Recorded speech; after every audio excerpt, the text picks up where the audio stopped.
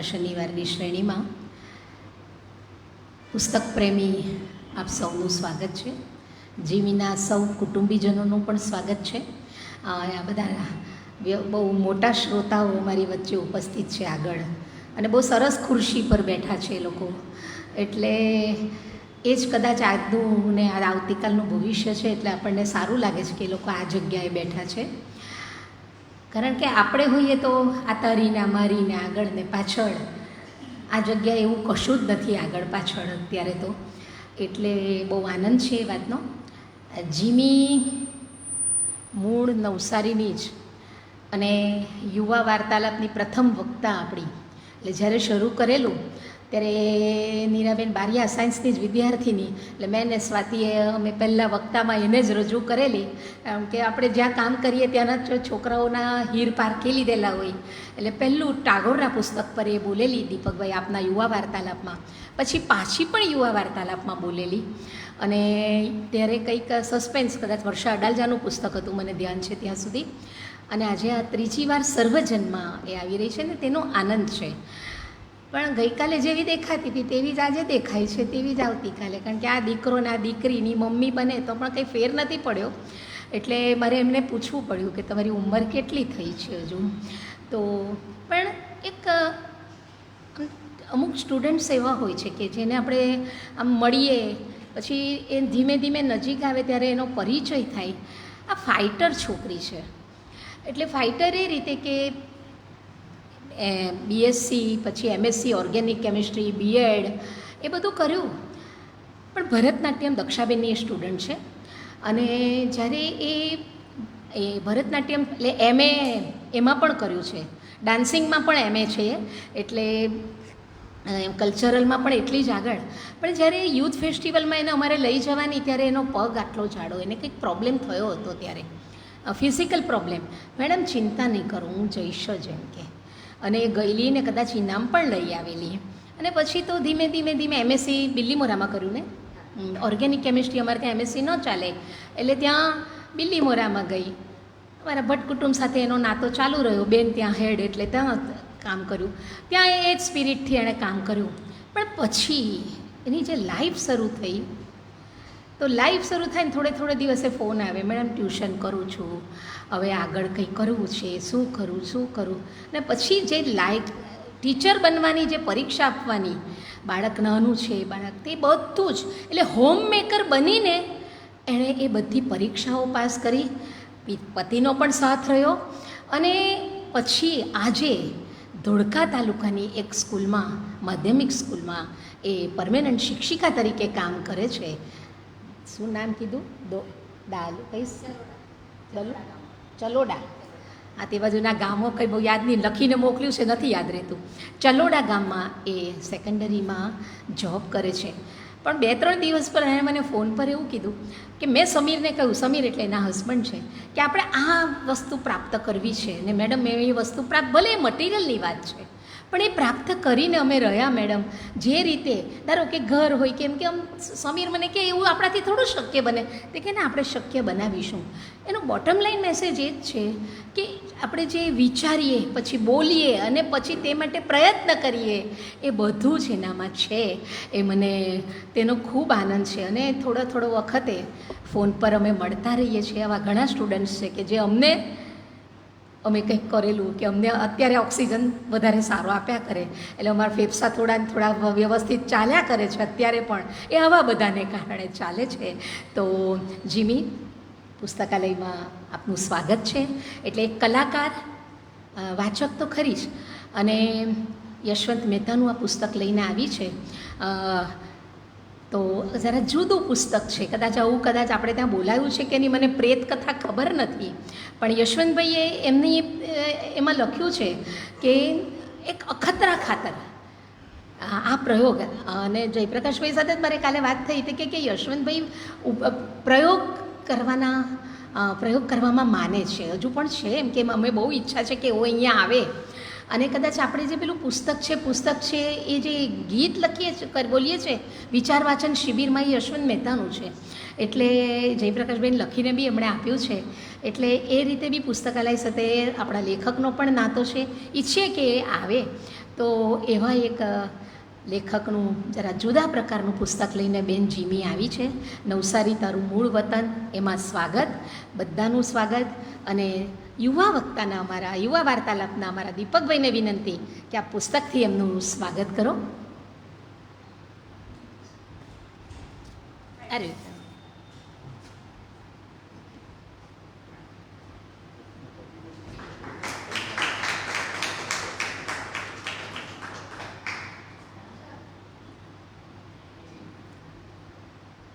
અને માધવીબેન, તમને આનંદ થાય એવી વાત એ છે કે બહાર એ લોકો લગભગ અડધો એક કલાક બેઠા, બધું જોયું. જીમી તો પરિચિત હતી, પણ એમના કુટુંબીજનોએ પહેલી વાર જોયું. અમારા ગામમાં આવું ચાલુ થાય કે નહીં, એમ કે દરેકના મોંમાંથી એવા શબ્દો નીકળે. મેં કીધું આ તમારું મૂળ ગામ છે, પણ કરવું હોય તો થઈ શકે, પણ એમાં જે રીતની ટીમનો એમાં જે કામ છે એવું થાય તો બધું થઈ શકે. એવું જરૂરી નથી કે નાના ટાઉનમાં જ થાય, મોટામાં પણ થઈ શકે. એવું લોકો એમ કે અમારે તો મોટું ટાઉન એટલે ના, મોટું શહેર ને એટલે ન થાય, એવું કશું નથી. પણ ઇન્સ્પાયર થઈને બધું જજો અને શરૂ કરજો તો બહુ મજા આવે એવી વાત છે. તો બાળકો બી પુસ્તકમાં જ અંદર ઓતપ્રોત થઈ ગયા હતા. એવા સુંદર વાતાવરણમાં આજે આપણે શ્વેતરત્ના શ્યામ પડછાયા, હે ને? ઓકે, તો યશવંત મહેતાનું આ પુસ્તક. આવો.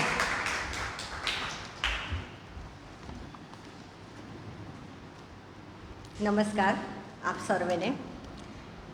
મારે તો બીજું કંઈ કહેવું નથી, મારે તો પુસ્તક વિશે જ કહેવું છે અને એની જ તલબ વધારે છે મને. એટલે જાજુ કંઈ ન કહેતા સીધા આપણે પુસ્તક પર જ જઈએ. શ્વેત રાતના શ્યામ પડછાયા. શરૂઆત જાણે પુસ્તકની કંઈક આવી છે. મેઘલી મોસમની રાત હજુ હમણાં જ હતી, પરંતુ વર્ષોના વિરહ પછી પ્રિયતમાને દ્રઢ આશ્લેષમાં ભીસતા પિયુની જેમ અંધકારે ધરતીને ભીસવા માંડી હતી. વાતાવરણમાં થોડી ઠંડી ભીનાશ તો હતી.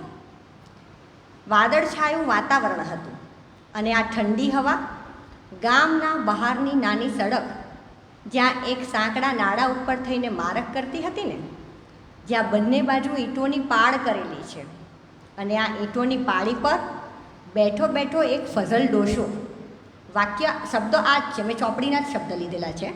એટલે પાળી ઉપર બેઠો બેઠો ફઝલ ડોશો વિચારે છે કે આજની રાત કદાચ લાંબી નીવડે. શા માટે? તો કે ફઝલ ડોસાના માથે એનું વર્ણન છે કે મફલર વીંટાળેલું છે, તાણીને સાલ વીંટાળીને બેઠો છે, અને નીચે જોવે છે તો કાદવ ભરેલું એક નાળું છે, જેમાંથી એકાદ દેડકો કે માછલી ખડક ખડક કરીને અવાજ કરી રહ્યા છે. ત્યારે ખબર પડે કે નાળાની અંદર પાણી છે. બરાબર? એટલે ગામ ઠીક ઠીક સમૃદ્ધ હતું. ડોશોની ઉંમર જ્યારે નાની વયના હતા ને ત્યારે લશ્કરની અંદર ભરતી થઈ ગયેલા, એટલે એને વારસામાં જ મળેલું. અને લશ્કરની અંદર ભરતી થયેલા એટલે લડવૈયા તરીકે તો જાણીતા જ, અને ગામ સાથે એનો બહુ નાતો નહીં. પણ જેમ ઉંમર થઈ અને નિવૃત્ત થયા ને પછી જ એણે ગામને સાચી રીતે મૂલવ્યું. ગામની અંદર પાઠશાળાઓ, સંસ્કૃત પાઠશાળાઓ પણ હતી, પ્રાચીન મંદિરો પણ હતા, પ્રાચીન ઇમારતો પણ હતી. અને આ ગામનું નામ હતું ગાંબીવલી. ગાંબીવલી નામનું એક ગામ છે. હવે જ્યારે પાડી પર બેઠો બેઠો આવું વિચારે છે ને, ત્યારે અચાનક જ એક ઘરઘરાટ ધમસતો અવાજ એના કાને અથડાય છે. અને આ એના માટે નવાઈની વાત નહોતી ડોશા માટે. કેમ? તો કે ગાંબીવલીના આકાશમાંથી રોજ આવા અનેક વિમાનો પસાર થતા હતા અને નિહાળતો હતો. પરંતુ એણે જ્યારે કુતૂહલપૂર્વક ઊંચે જોયું ત્યારે તો એને પહેલાં તેલ લાઇટ દેખાઈ, ત્યાર પછી વિમાનનું જંગી પેટ દેખાયું, અને જોત જોતામાં એ વિમાન સડસડાટ જમીન માર્ગ ઉપર ઉડી અને ક્યાંક અદૃશ્ય થઈ જાય છે. બીજી જ પળે એણે જોયું કે ક્યાંક આગે, એટલે જોઈ શકતો હતો ત્યાંથી, બીજી જ પળે એણે જોયું કે વિમાન ફાટી પડ્યું અને એના કાને એક ધંગી જમાકો સંભળાય છે.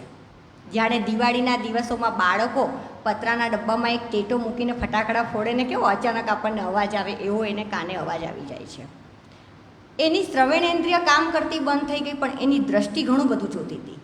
અને પોતે એ વખતે એ ભયાનક દ્રશ્ય જ્યારે જોઈ છે કે આ વિમાન અધવચ્ચેથી ચીરાઈ ગયું અને એના બે ટુકડા થઈ ગયા છે અને ત્રાસી ગતિએ જમીન ભાગી એ વિમાન ધસી રહ્યું છે. એની અંદર જાત જાતના આકારો જમીન તરફ ઉડી રહ્યા છે. પેટીઓ ઉડે છે, ખુરશીઓ ઉડે છે, માનવ દેહો પણ ઉડે છે. વિમાન ડોસાના માથે 100 ફૂટથી પસાર થઈ ગયું. હવે જ્યારે આ ઘટના બને છે ત્યારે તરત દોડીને જાય છે કે હું ત્યાં આ ઘટના સ્થળે પહોંચું અને કોઈને મદદ કરું કે મારા કદાચ કોઈનો જીવ બચાવાય. પણ આ વિસ્ફોટ એટલો ભયાનક હતો કે કોઈને બચાવી શકાય કે એની પાસે પણ જઈ શકાય એવી પરિસ્થિતિ રહેતી નથી.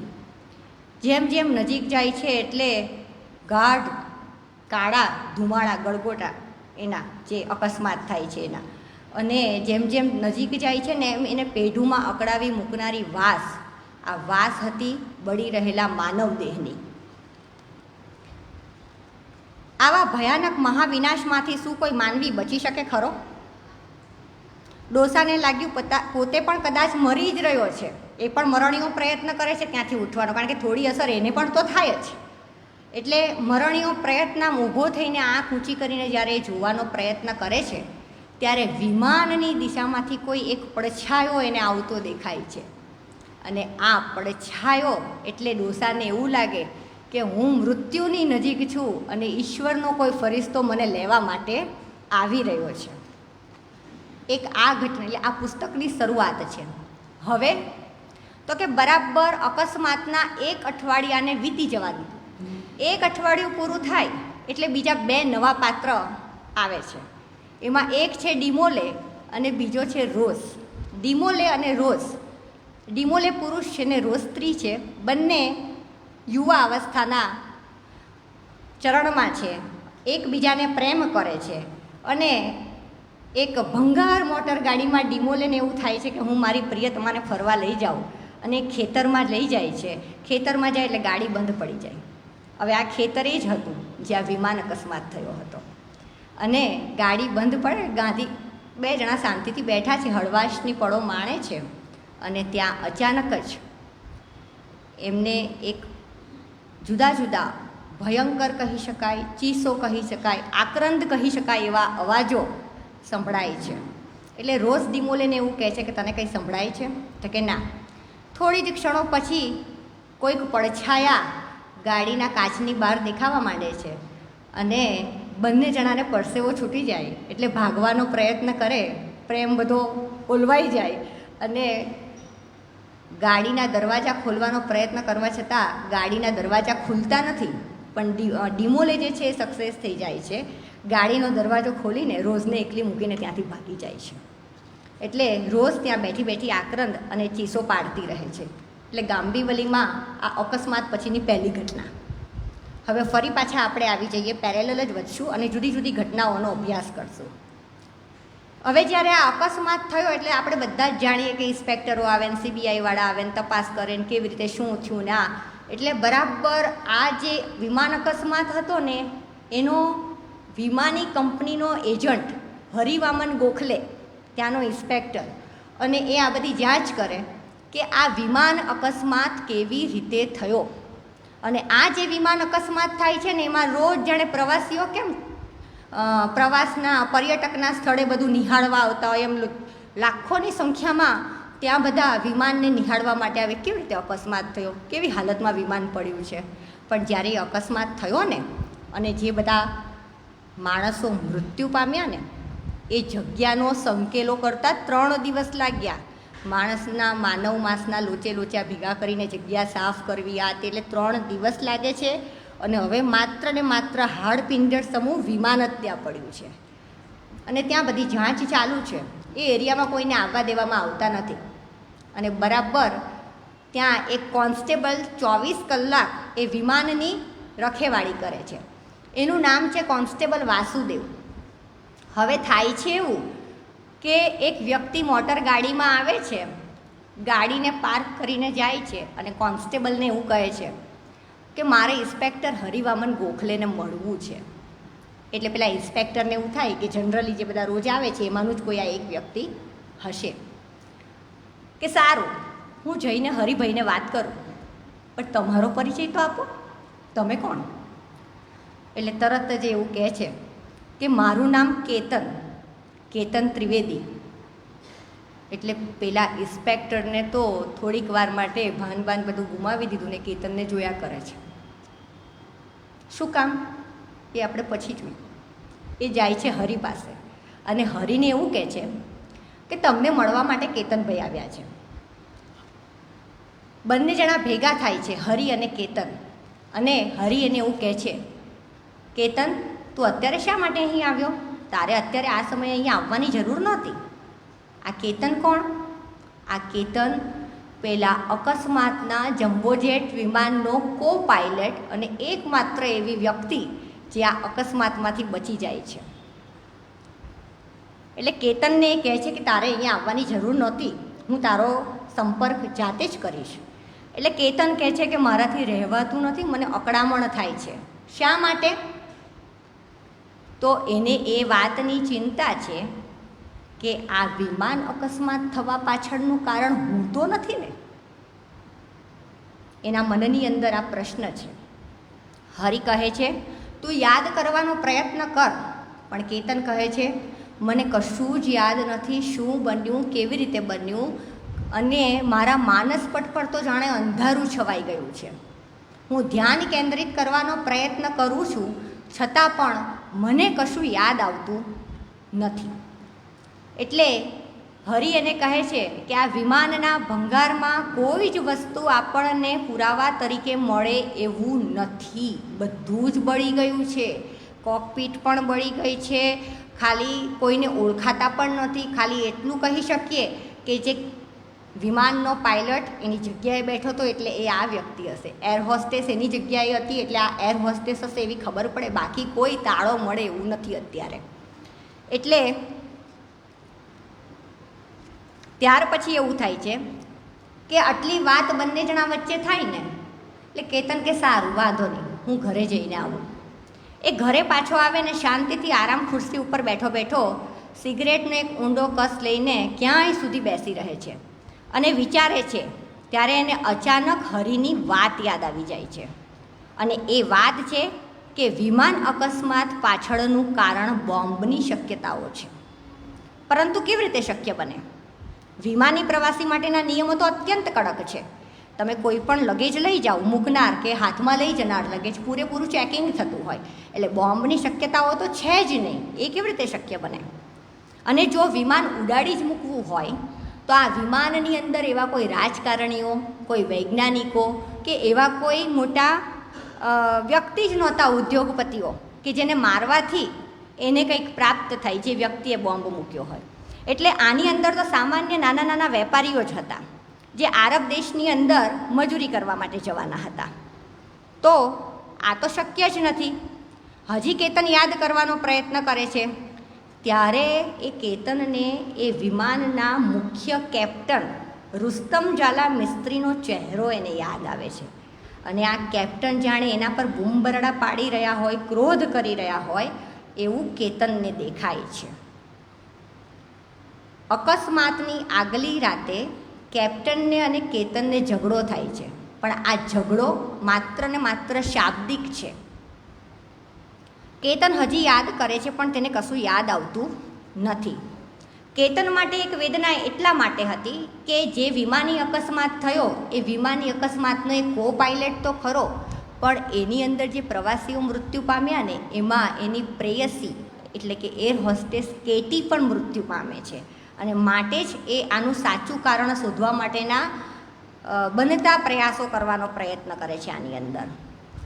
હવે આગળ વધીએ તો કેતન પોતાના બચાવ પછીની ક્ષણો બરાબર નથી યાદ આવતી, એટલે એ પોતે થોડીવાર ફરી પાછો આંખ બંધ કરીને પોતાની જગ્યાએ બેસી રહે છે. એ બેસે છે ને એટલી વારમાં ફરી પાછો રાત્રે 10 વાગે એના ઘરનો દરવાજો કોઈ ખખડાવે છે. જેવો દરવાજો ખખડાવે છે, કેતન બારણું ઉગાડે છે અને જોવે છે કે કોઈ એક વ્યક્તિ માનવ આકૃતિને જોઈ રહ્યો છે.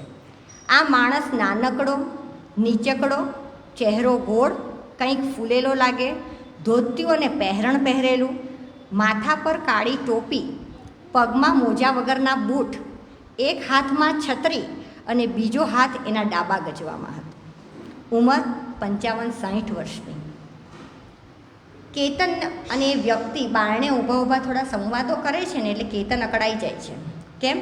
તો કે એ બારણે ઊભેલો વ્યક્તિ એને અકળાવી મૂકનારા પ્રશ્નો પૂછે છે. એટલે કેતન અધીર બની જાય છે. અને પછી કેતન એને કહે છે, તમારું નામ શું અને તમે શા માટે અહીં આવ્યા છો? શા માટે આવા પ્રશ્ન કરો છો? એટલે બારણે ઊભેલો વ્યક્તિ એવું કહે છે કે મારું નામ હરિત મહેતા છે અને હું એક શક્તિ ઉપાસક છું અને થિયોસોફિકલ સોસાયટી સાથે જોડાયેલો છું. હવે આવી બધી વાત જ્યારે હરિત કેતનને કરે છે ને, ત્યારે કેતનને બહુ ગળે વાત ઉતરતી નથી, કારણ કે એણે એની જિંદગીમાં આવું બધું કંઈ જોયું નથી. એટલે હરિતના કીધેલા શબ્દો એના મગજમાં ઉતરતા નથી. એટલે પછી થોડી વાર રહીને હરિત એને એવું કહે છે, તમને કદાચ મારી વાતો બધી બનાવટી લાગતી હોય, પરંતુ હું તમને એક વાત ચોક્કસ કહીશ કે આત્માઓ મારા સંદેશ, એટલે કે આત્માઓ મારા માધ્યમ તરીકેનો ઉપયોગ કરીને, મારા શરીરનો માધ્યમ તરીકેનો ઉપયોગ કરીને સંદેશાઓની આપ-લે કરે છે. પહેલાં આ બાબતનો મને બહુ ગર્વ હતો, પણ પછી જેમ જેમ સમય ગયો ને તેમ તેમ મને સમજાતું ગયું કે આ તો નુકસાન પણ કરે. મારા થકી ખોટા કામો પણ ઘણી આત્માઓએ કરાવ્યા છે. હવે છતાં પણ કેતનને એની વાતમાં રસ નથી બેસતો. એટલે ફરી પાછું એવું કહે છે, તમને કદાચ વિશ્વાસ ન હોય, પણ આધ્યાત્મિક માધ્યમો રેડિયો રિસીવર જેવા હોય છે.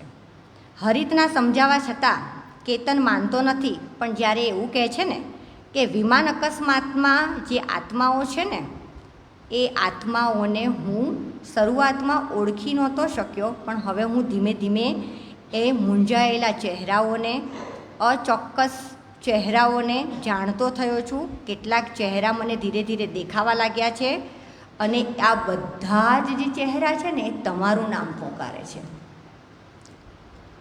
એમાંથી કેટલાક અવાજ છે એ ક્રોધ ભર્યા છે અને એક અવાજ એમાંથી છે તમારા વિમાનના કેપ્ટનનો, રુસ્તમ ઝાલા મિસ્ત્રીનો.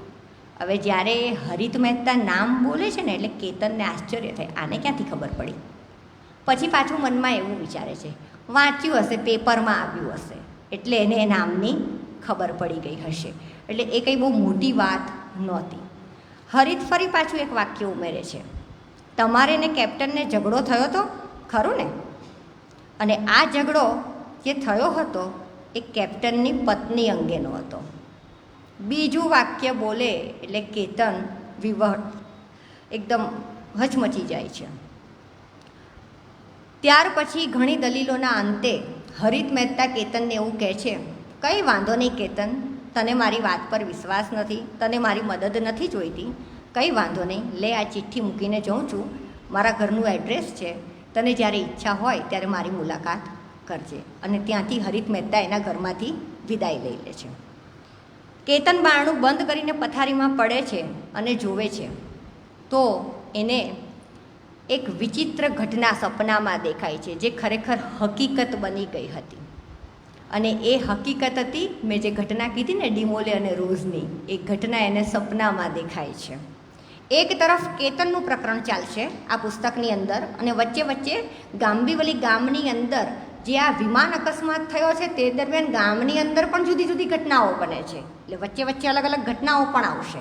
હવે કેતને આ સપનામાં જોયું, ફડફડાટ ઊભો થઈ ગયો અને જાણે કોઈ માણસ કે આત્માઓ સાથે હોટલાઇનનો તે સંબંધ ધરાવતો હોય એવી હરિતની વાતો એને ગળે ઉતરવા માંડે છે, પણ એ માનવા તૈયાર થતો નથી.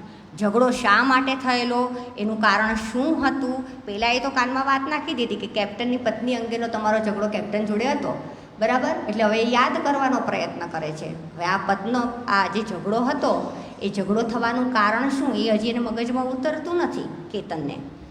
તો જે પ્રસંગ બન્યો, જે કંઈ પણ પ્રસંગ બન્યો હશે ઝઘડાનો, એ હરિત મહેતાને કેવી રીતે ખબર પડી એ પ્રસંગ આપણે હવે પછી જોઈશું. એ જે પ્રસંગ બન્યો, ઝઘડા માટેનું જે કારણ હતો કેપ્ટનની પત્ની અને કેતનનો, એ ઝઘડો શું કામ થયો અને કેવી રીતે થયો, હરિત એને કહીને વહી જાય છે, બરાબર? એટલે આ વાતની તો કેપ્ટનને પણ જાણ હોતી નથી અને એકાએક ફરી પાછી કેતન આંખો બંધ કરે ને ત્યારે એની સમક્ષ પાછું એક બીજું ચિત્ર આવી જાય છે. બીના મિસ્ત્રી જે કેપ્ટનની પત્ની છે. એટલે પહેલાં એ કાનમાં એને વાત નાખી કે ભાઈ કેપ્ટનની પત્ની અને કેપ્ટન મરી ગયો, પણ કેપ્ટનની પત્ની તો જીવતી છે ને.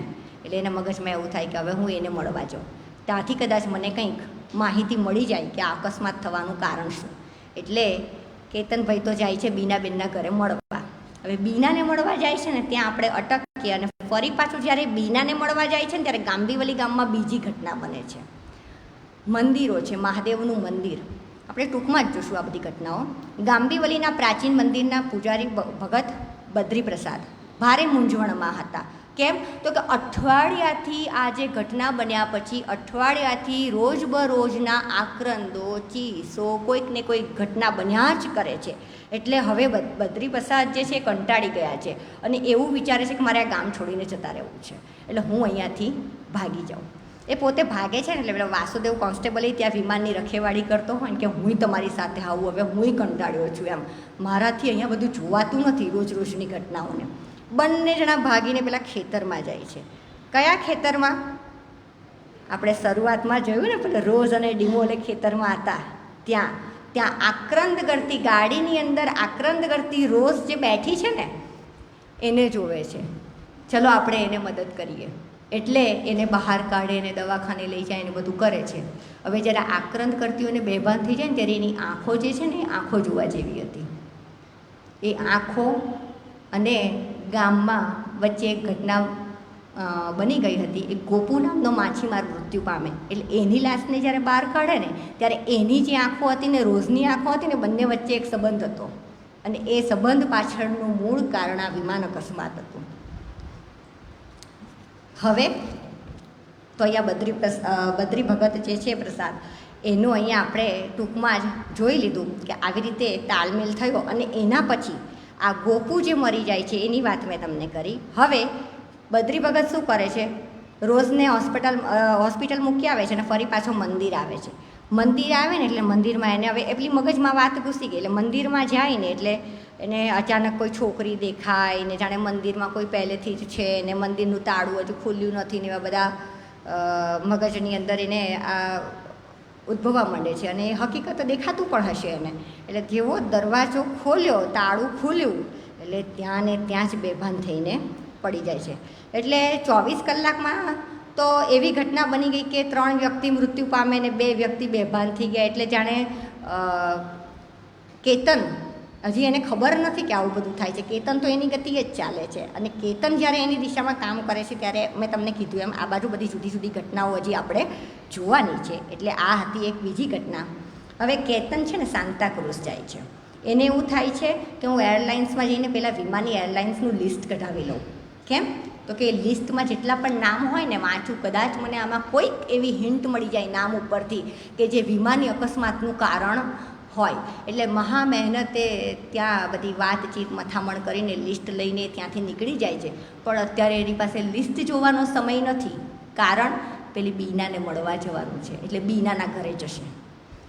બીના દરવાજો ખોલશે એટલે અચાનક કેતનને ત્યાં ઊભેલો જોઈ આશ્ચર્યચકિત થઈ જાય છે. પછી એને કહે છે કેતન અંદર આવ. 2 જણા શાંતિથી ચા પાણી કરે, નાસ્તો કરે, વાતો કરે અને કલાકેક સાવ નીરવ શાંતિ. પછી બીના કેતનને એવું કહે છે કે અમે છૂટાછેડા લેવાનું નક્કી કરેલું. અમે એટલે કેપ્ટને અને બીનાએ છૂટાછેડા લેવાનું નક્કી કર્યું હતું. શા માટે? તો કે કેપ્ટન હતો 15-15, 20-20 દિવસ સુધી બહાર રહેતો હતો. એટલે સ્વાભાવિક છે કે કોઈ પણ જો બીના એક એવા પ્રકારની સ્ત્રી હતી કે જે બીજા પુરુષો તરફ વધારે આકર્ષાતી હતી અને જેમાંથી કેતન પણ ક્યાંય બાકાત નથી રહ્યો. એટલે બીના અને કેતનથી પણ એક ભૂલ તો થઈ જ જાય છે અને બીના પોતે જ કેપ્ટનને આ વાતની જાણ એની અને કેતન અંગેની કરી દે છે. એટલે કેપ્ટન જે છે એ ગુસ્સે ભરાઈ જાય છે અને ત્યાંથી નીકળી જાય છે અને બીનાને કહેતો જાય છે કે હવે આપણી છેલ્લી મુલાકાત એટલે એવા અર્થમાં કે આપણે છૂટાછેડા લેવાના છીએ. હવે કેપ્ટન કંઈ એટલા નિર્બળ મનોબળના તો નહોતા જ કે પોતે આત્મહત્યા કરવાના સંદર્ભમાં બાકીના 350 નિર્દોષ માણસોને મારી નાખે, કે એવા પણ નહોતા કે વિમાન ચલાવતા ચલાવતા પોતાનું સંચાલન ગુમાવી બેસે તો પછી વિમાન ફરી પાછો પ્રશ્ન એનો એ વિમાન અકસ્માતનું કારણ શું? બીના કેતનને સમજાવે છે, પણ કેતન એને કહે છે તારે આ બધી વાત નહોતી કરવી જોઈતી, હું મારી જાતે જ કેપ્ટનને કહી દેત. અહીંયા પણ કોઈ પુરાવો મળતો નથી કેતનને, એટલે કેતન ત્યાંથી નીકળી જાય છે. પાછો એક કેતન હવે બીનાના ઘરેથી નીકળી ગયો કાર લઈને. હવે કાર લઈને ક્યાં જાય છે હમણાં કહું, પણ જ્યારે કાર લઈને જાય છે ને ત્યારે પાછું ગાંબીવલીના ગામમાં એક ઘટના બને છે, બદ્રીપ્રસાદની બની ને એવી જ. એ ઘટનાને બહુ તાળમેળ નથી એટલે ટૂંકમાં જ જોઈ લઈએ. ઈલા અને સોમેશ્વર આ બે પાત્ર છે. ઈલા એક વિધવા સ્ત્રી છે અને સોમેશ્વર એની સાથે લગ્ન કરે છે 3 મહિનાના પરિચયની અંદર જ. પણ બંનેનું લગ્ન જીવન કુદરતી કરતાં અકુદરતી વધારે, અકુદરતી લગ્ન જીવનમાં સોમેશ્વરને વધારે રસ હતો. આ બધું ઈલાને ખબર પડી જાય અને ઈલા ધીમે ધીમે એને જમવામાં પોઈઝન આપવા માંડે, ઝેર આપવા માંડે છે હેક્ઝાગોન નામનું, જે ધીમે ધીમે મનુષ્યના શરીરને હાડકામાં જ રૂપાંતરિત કરી નાખે. એટલે અને પછી બંને વચ્ચે થોડો ઝઘડો, પુસ્તકની અંદર એવું છે વર્ણન, એટલે બંને વચ્ચે થોડી હાથાપાઈ થાય છે અને બરાબર એક સમય એવો આવે છે કે બંને પોતાના ઘરની બારીમાંથી છલાંગ લગાવી દે છે સાથે ઝઘડો કરતાં કરતાં અને રસ્તા પર પડે છે. હવે જ્યાં રસ્તા પર પડે છે ને ત્યાં કેતન ગાડી લઈને જાય છે અને ટોળું ભેગું થઈ જાય છે. આ બધા ટોળામાંથી કોઈ મદદ નથી આવતું, પણ કેતન જુએ છે કે પેલો પુરુષ મૃત્યુ પામ્યો છે પણ સ્ત્રી હજી જીવિત છે, તો હું એને બચાવવાનો પ્રયત્ન કરું. જેવો એની નજીક જાય છે ને એટલે કેતનને જોઈને એની આંખો ખુલી રહી જાય છે અને એ સ્ત્રી પણ મૃત્યુ પામે છે. હવે જે ગોપુની આંખમાં અને રોઝની આંખમાં જે આપણે ભય જોયો ને એ જ ભય અહીંયા ઈલાની આંખમાં પણ હતો. અને બરાબર એ જ ઘટના સ્થળે હરી આવી જાય છે. ચલ કેતન, આપણે અહીંયાથી નીકળવાનું છે, આ બધામાં પડવાનું નથી, આપણે હજી ઘણું કામ બાકી છે, આપણે અહીંથી નીકળી જઈએ. કોઈ પણ પ્રકારની વાટાઘાટો કર્યા વગર હરી વામન ગોખલે ઇન્સ્પેક્ટર જે છે એ કેતનને લઈને ત્યાંથી નીકળીને એક હોટલમાં પહોંચી જાય છે અને એને માત્ર એટલું જ કહે છે કે તું યાદ કર કેતન, થોડુંક યાદ કરવાનો પ્રયત્ન કર. કેતન ત્યાં ઊભો વિચારે છે, પછી હોટલમાં જાય એટલે હરી એને કહે છે કે વિમાની અકસ્માતની જે ઘટના બની છે ત્યારથી જ સૌની નીંદ હરામ થઈ ગઈ છે. અહીં એવું અજબ ગજબ બનવા માંડ્યું છે કે તું તેની વાત જ ના કર. અજબ ગજબ એટલે હવે આ બધી ઘટનાઓ કેતનને હરીએ કીધી જે કેતનને ખબર નહોતી. બદ્રીપ્રસાદની, ગોપુની, પેલા ફઝલ ડોસાની, ડિમોલે રોઝની આ બધી ઘટનાઓ, એટલે કેતનના ભવા ઊંચા થઈ ગયા. હાય આટલું બધું થાય છે એમ કે? હા, એટલે ગમે તે કર, ગાંબીવલી જે ગામ છે, એટલે પહેલાં હરી એને એવું કહે છે કે ભલભલાના દિમાગ પર પણ અસર થઈ જાય એટલે જ્યારે હુલ્લડ ફેલાય ને ત્યારે સામાન્ય રીતે કાનૂન પરસ્ત નાગરિક પણ પથ્થર ફેંકવા લાગે છે. ગાંબીવલીમાં પણ કશુંક આવું જ થયું છે. જ્યાં વર્ષો સુધી યુદ્ધ નથી થયા, કોઈ મહામારી નથી આવી, એકધારી શાંત ગતિએ આ ગામનું જીવન વહેતું હતું, ત્યાં પેલા જેટ વિમાનના અકસ્માત ગાંબીવલીના આંગણે આવીને પડ્યો છે. 350 જેટલા માનવીઓ એકસાથે મળતા આ ગામના લોકોએ નિહાળ્યા છે અને તેથી જ નબળા મનના માનવીઓના ચિત્તતંત્ર ખળભળી ઉઠ્યા. આમ વાતો કરતાં કરતાં હરી અને કેતન હોટલે આવી પહોંચે છે. ત્યાં ઇન્સ્પેક્ટર CID જે છે સુભાસિંગ નામનો, એ લોકોની રાહ જોવે છે અને હરિવામન ગોખલેને એવું કહે છે કે તું છે ને આ કેસથી દૂર રહે છે, તું ભલે કેતનનો મિત્ર હોય. હવે કેતનનો મિત્ર એટલા માટે કે હરિવામન ગોખલે અને કેતન જે હતા ને એ પોતે બંને પાયલટની ટ્રેનિંગ સાથે લેતા હતા, પણ હરિવામન ગોખલેને ચશ્માના નંબર આવી જતા એ પાયલોટ બની શકતો નથી અને વિમાની કંપનીનો એજન્ટ બની જાય છે. અકસ્માતને આ બધું જ્યારે કંઈ થતું હોય એ કંપનીનો એજન્ટ બની જાય છે. એટલે તારી ભલાઈ એ જ છે કે તું રૂમમાં રહે, એવું ઇન્સ્પેક્ટર હરિવામન ગોખલેને કહે છે. જેવો ઇન્સ્પેક્ટર થોડો જતો રહે ને આગો, એટલે તરત ફરી પાછો હંતાઈને હરી કેતનના રૂમમાં આવી જાય છે અને કેતનને કહે છે, જો કેતન, અકસ્માતમાં તો તું સંડોવાયેલો જ છે આડકતરી રીતે, ભલે તારો વાંક હોય કે ન હોય. તું યાદ કર કે એવું શું બન્યું. મને યાદ નથી. એટલે કેતન નિરુત્તર બની જાય છે હવે કે આપણે પેલી યાદી તપાસીએ, એટલે યાદીમાં આપણે જોઈ લીધું કે ભાઈ યાદીમાં પણ કોઈ એવું નામ નહોતું કે વિમાન અકસ્માત થઈ શકે. મુસાફરોની તપાસ કરીએ તો કે ના, તો કે હવે તો કે આમાં એક જ વ્યક્તિ એવો હતો. કોણ? તો કે સર રતનજી બરજોરજી. આ વ્યક્તિ કોણ? તો કે કેતનની એરલાઇન્સની સંચાલક મંડળના એક સભ્ય હતા. સર રતનજી બરજોરજી આ એરલાઇન્સ કંપનીના સંચાલક મંડળના એક સભ્ય હતા. બીજું તો કે ગણપતરાવ, એ વિકૃત માણસ નહીં, આપણે એના વિશે વધારે નથી જોતા. પ્રવાસીઓની યાદી જોતા અચ્છા એ આવી ગયું. એટલે વિમાન, હરિએ કીધું કે વિમાનમાં બોમ્બ હોવાનું માત્ર મારું અનુમાન છે, હજી પુરાવો સાબિત થયો નથી અને એ પુરવાર સાબિત કરવા માટે કદાચ 3-4 મહિના પણ લાગી જાય. એટલે કેતન એવું કહે છે કે આટલો બધો સમય ન લેવાય તો કાંબીવલીમાં શું થઈ જાય એમ કે. એટલે હવે કેતનને એમ થાય છે કે મારે પેલા હરિત મહેતા પાસે જે શક્તિ ઉપાસક છે ને એની જ મદદ લેવી પડશે. એટલે પાછી ઘરે જઈને ચબરખી ગોતે છે અને એના ઘરે જાય છે. ઘરે જઈને દરવાજો ખટખટાવે એટલે હરિત મહેતા દરવાજો ખોલે. મને ખબર હતી કે તમે આવશો, એવું હરિત મહેતા એને કહે છે. ત્યાર પછી કેતન કહે, હું તમારી પાસે તો એટલા માટે આવ્યો છું કે ગાંબીવલીની પેલી વિચિત્ર ઘટનાઓનો કશો જવાબ કદાચ તમારી પાસેથી મને કોઈક સાંપડે. છેલ્લા 24 કલાકમાં ઘણી બધી ઘટનાઓ બની ગઈ છે. તો કેતનના આ બોલવાથી પેલા હરિત મહેતા એવું કહે છે, તમે મને એક પ્રશ્નનો જવાબ આપો, મેં તમને જે વાત કરેલી એમાં તમને વિશ્વાસ ખરો? કેતન જવાબ નથી આપતો. એટલે હરિત મહેતા એવું કહે છે, એટલે હજી તમે એવું જ માનો છો કે હું ખોટી વાતો કરું છું, તમને હજી મારામાં શ્રદ્ધા નથી, તો પછી આવ્યા શા માટે? તો કે મારી પાસે હવે બીજો કોઈ રસ્તો નથી, મારે તમારી મદદ જોશે. હરિત કહે છે, સારું, મેં ઘણા સમયથી આત્માઓ સાથે વાતચીત કરવાનું બંધ કરી દીધું છે, પણ હવે તમે આવ્યા જ છો તો આપણે એ નિર્દોષ આત્માઓને ન્યાય મળે ને એટલા માટે હું તમને મદદ કરીશ, અને થોડો જોખમી પ્રયોગ પણ ખરો. એટલે કેતન કહે છે, વાંધો નહીં, આમાં આપણે કોઈની મદદ લેશું. હરિતે કીધું કેતનને, બહુ સરસ છે, કે મેં એવા ઘણા નાસ્તિકો જોયા છે જે પારકાઓને તો વહેમમાંથી મુક્ત બનવા માટે અનુરોધ કરે, પણ પોતાનું સંતાન બીમાર પડે ને ત્યારે બાધા આખડી કે પછી દોરા ધાગા શરૂ કરી દે. પેલા જીવનભરના નાસ્તિક અજામિલની જેમ જેણે જીવનના અંતે નારાયણનું નામ પોકાર્યું.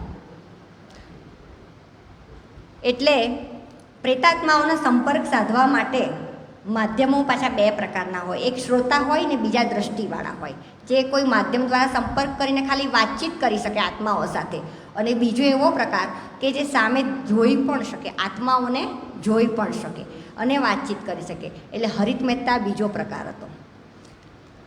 હરિત હવે કેતનને મદદ કરવા માટે સંપૂર્ણપણે તૈયાર છે. હવે એને એમ કહે છે કે તું બીજું કશું જ ના વિચારીશ કેતન, તું ખાલી ને ખાલી કેપ્ટન મિસ્ત્રીનો વિચાર કર અને જો કેતને શું કહી રહ્યા છે સાંભળ, અને તારે જેટલા પ્રશ્ન પૂછવા હોય એટલા પૂછી લેજે. કેવી રીતે? તો કે હરિત મહેતા કોની આત્માને બોલાવશે? પેલા કેપ્ટનની આત્માને બોલાવશે, અને તું એના માધ્યમથી જાણજે કે વિમાન અકસ્માતમાં ખરેખર થયું શું હતું, અને જો ધારો કે કંઈક ઊંચ નીચ થાય તો તું શાંત રહેજે. હરિતે આંખો બંધ કરી. ઓહો હો હો હો, આ તો બહુ બધી આત્માઓ આવી ગઈ એકસાથે અને બધી જ બળવાન છે. મારા મસ્તકના દ્વાર ખુલવાની વાટ જોઈને જ બેઠા છે અને તેઓ મારા તરફ આવી રહ્યા છે. હરિતે સાચું જ કહ્યું હતું, જેમ રેડિયો રિસીવરની સ્વિચ ઓન થાય ને અવાજ આવવા માંડે તેમ હરિતના શરીરમાં પણ ફેરફાર થવા લાગ્યા અને ધીમે ધીમે એનું શરીર ધ્રુજવા માંડ્યું, આંખો અદ્ધર થઈ ગઈ.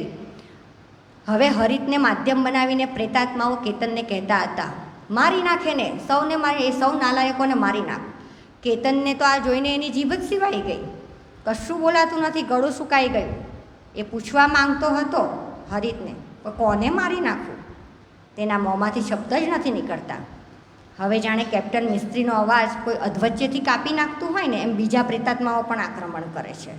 ફરી પાછો કેપ્ટન મિસ્ત્રીનો અવાજ, એટલે 2 પ્રકારના અવાજ, એક મદદગારનો અવાજ છે અને બીજા પ્રેતાત્માઓ એવા છે કે જે વિરુદ્ધ છે, એટલે કે મદદ કરવા દેવા માંગતા નથી. બે પ્રકારના અવાજ આવે છે. એટલે આ બધી ચર્ચાચર્ચીમાં બને છે એવું કે હરિત મહેતાને શારીરિક ઈજા થાય છે. એક કાચનો ગ્લાસ પડ્યો હોય અને એ કાચના ગ્લાસ ઉપર જઈને હરિત મહેતા પડે છે એટલે એના હોઠ અને જીભ ચીરાઈ જાય છે અને લોહી લુહાણ થઈ જાય છે. એટલે પોતે કશું બોલી નથી શકતો અને બધા આત્માઓ એનું શરીર છોડીને જતા રહે છે. કેતન હરિત મહેતાને કારમાં બેસાડીને દવાખાને લઈ જાય. દવાખાને જઈને ડૉક્ટરને તેવું કહેવાય નહીં કે આવું આવું થયેલું, એટલે ખોટું કહીને પાટાપિંડી કરાવી લીધી હરિત મહેતાની અને બંને જણા હોસ્પિટલથી નીકળીને વળી પાછા ઘરે જાય છે. હરિત મહેતા એક જ પ્રશ્ન પૂછે છે, કેતન, તારો બચાવ કેવી રીતે થયો? એટલે કેતન કહે છે, કેમ? એટલે હવે તમને મારા પર શંકા છે? તમને મારા પર શંકા છે? તો કે હા, પેલા જમ્બો જેટ વિમાનના ભંગારમાંથી, એટલે એ જે અકસ્માત થયો એમાંથી એકમાત્ર એ અકસ્માત જ એટલો બધો ભયાનક હતો કે એમાંથી તું એક જ માત્ર બચી ગયો. અને હવે મને નથી લાગતું કે ક્યાંયથી આપણને મદદ મળે. એટલે તું મારું માન, આપણી પાસે એક જ રસ્તો છે, આપણે પેલા જમ્બો જેટના વિમાનના ભંગાર પાસે જઈએ અને ત્યાંથી જ આપણે શોધવાની શરૂઆત કરીએ કે ખરેખર શું ઘટના બની હતી. તો કે સારું, ચલો. બંને જણા નીકળે છે. બંને જણા નીકળે છે ને એટલે એ ગામમાં ફરી પાછું એક મંદિર છે. એક જ મિનિટ, એ પહેલાં એક બીજી સ્ટોરી જોઈ લઈએ. એટલે હરિત પાછો બોલે છે, તમે કદાચ સાંભળ્યું હોય કે જ્યારે આ પ્રેતાત્માઓએ મારા પર કબજો કર્યો હતો ને ત્યારે આ પ્રેતાત્માઓ બોમ્બની વાત કરતા હતા. પણ આ બોમ્બ કોણે મૂક્યો, કેવી રીતે મૂક્યો, આ બોમ્બ મૂકનાર વ્યક્તિ કોણ છે, એ કોનું કામ છે એ હજી જાણી શકાતું નથી. પ્રેતાત્માઓ મારી મારફત વેર વાળવા માંગે છે એવું હરિતે કીધું ત્યારે તેઓ કબજો લઈ લે અને ભાગ્યે જ તમે તમારી જાત ઉપર કાબૂ રાખી શકો. કેમ કે હરિતના શરીર ઉપર જ્યારે પ્રેતાત્માઓ કબજો લઈ લે છે ને ત્યારે હરિતને પોતાને પણ ભાન રહેતું નથી. એટલે એ પાછું આવવા માટે પણ એને એક શક્તિની જરૂર છે. પોતે શક્તિ ઉપાસક છે. આમ બંને જણા વાતો કરતાં કરતાં ગાંબીવલી પહોંચી જાય છે. ગાંબીવલી આવી ગયું અને આ ગામની ઉપર એ લોકો એક વખત નજર નાખીને જુએ છે તો તે જ પુંજ એક ઝળહળી રહ્યો છે, ઘડીકમાં વિસ્તરતો અને ઘડીકમાં સંકોચાતો. એની ઘનતા ઓછી વધતી થતી, ક્યારેક ચળકતી વરાળ જેવો જણાતો અને ક્યાંક તેજના ગાઢા વાદળો જેવા એની કિનારીઓ જે સતત બદલાતી રહેતી હતી, જાણે પવનને કારણે વાદળની કોર બદલાઈ હોય. આ શું છે? કેતને ભય મિશ્રિત અવાજે હરિતને પૂછ્યું. તો હરિતે કીધું, એ લોકો આપણી રાહ જોઈ રહ્યા છે. કોણ? પ્રેતાત્માઓ આપણી રાહ જોઈ રહ્યા છે. હવે બંને ત્યાં આવીને ઊભા છે ને હવે શરૂઆત કરશે બધી શોધવાની. પણ મેં તમને કીધું એમ કે ગાંબીવલીની ગામમાં તો કેતનની તો આખી સ્ટોરી ચાલે જ છે. વળી પાછી આ બાજુ એક ઘટના બને છે, આપણે જોઈ લઈએ ટૂંકમાં છે. એક કોકડું વાળીને અંધારામાં એક વ્યક્તિ ઊભો હતો, ચૂપચાપ. મિલિટરીના ડિસ્પોઝલમાંથી ખરીદેલો ભારેખમ ઓવરકોટ એણે પહેરેલો, માથે મોટું મફલર વીંટાળ્યું. એના ચહેરાની ફક્ત આંખો જ દેખાતી હતી અને સતત ફર્યા કરતી હતી. એ વાટ જોઈ રહ્યો હતો એમની એટલે કોની? પ્રેતાત્માઓના દૂતની. કારણ કે એને ખબર હતી કે પ્રેતાત્માઓ કોઈક દૂતને મારી પાસે મોકલશે. આ વ્યક્તિ કોણ? પોતાને ખબર હતી કે આ બધી અતૃપ્ત આત્માઓ છે અને આ આત્માઓ કશું કરી ન શકે, માત્ર ભય ઉત્પન્ન કરી શકે, ચીસો પાડી શકે, ગભરાવી શકે, પણ એ આપણો સ્પર્શ ન કરી શકે. વૃદ્ધને ખબર હતી કે આ આત્માઓ તેને પાગલ બનાવી મૂકવા માંગતી હતી.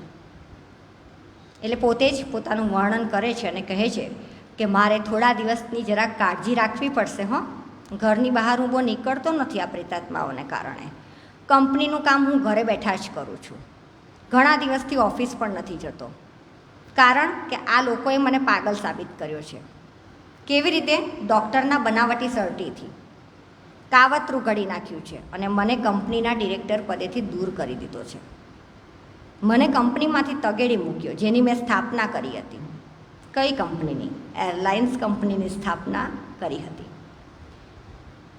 મને એ રીતે ઉખેડીને ફેંકી દીધો જાણે કોઈ સડેલા રીંગણા બટેકા ફેંકી દેતું હોય. પરંતુ હું પાગલ નહોતો. એ દુષ્ટને અને એની સાથે બીજા 350ને મેં ઉડાડી મૂક્યા. હવે અહીંયા સસ્પેન્સ તો એમ થાય કે ખુલી ગયું.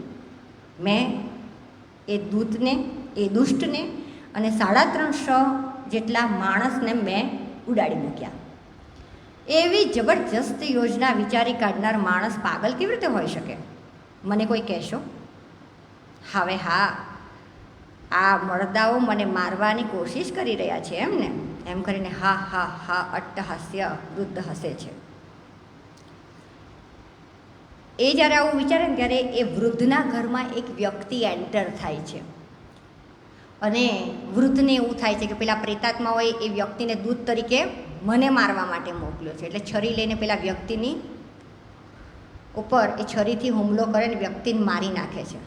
હવે આ વ્યક્તિ કોણ ખબર છે? કેતનનો મિત્ર હરિવામન ગોખલે જ હતો. અહીંયા હરિવામન ગોખલેની હત્યા થઈ જાય છે.